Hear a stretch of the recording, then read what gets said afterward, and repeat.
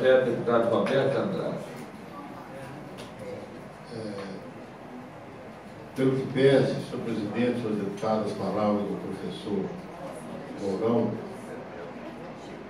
do professor de todos nós aqui, principalmente nessa área, os argumentos do Mato Grosso do Sul, até me estranhou o deputado Mourão, o desembargador lá com 2 meses, entender que o objetivo pleiteado lá realmente não foi atingido. 2 meses não dá para se oferir nada.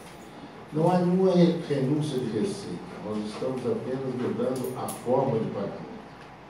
Quanto à questão do visto de iniciativa, essa Assembleia, essa comissão, eu acompanho isso muito antes de ser deputado, a Lei 15.424 trata do movimento, essa que nós estamos aqui, foi sempre votada as iniciativas aqui dessa Assembleia.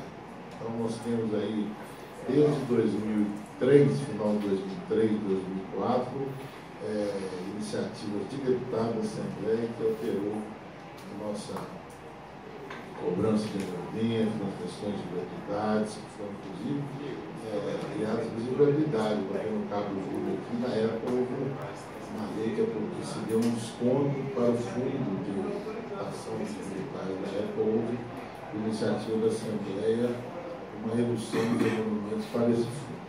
Portanto, não vejo isso em nenhuma de iniciativa. Nós não estamos fazendo nenhuma renúncia de receita, nós estamos apenas postergando o pagamento dos emolumentos no final, para não onerar o já onerado credor de uma dívida. A pessoa já é credor de uma dívida, ele tem que pagar o cartório aqueles emolumentos, então depois ele vai receber depois quando ele recebe. Então nós estamos apenas postergando. Vossa Excelência mesmo disse comigo a propriedade. Outro detalhe, você falou em 20% aí no parecer, no Rio de Janeiro é 20% se recolhe para o Estado. Assim, em Minas Gerais, o nosso fundo aqui recolhe 35% a 50% da taxa de fiscalização judiciária, são recolhidos quase R$1 bilhão por ano por essa taxa. E por fim, lembrando as palavras de Vossa Excelência aqui nessa comissão mesmo, a gente discutiu outro projeto meu, inclusive está fora de pauta.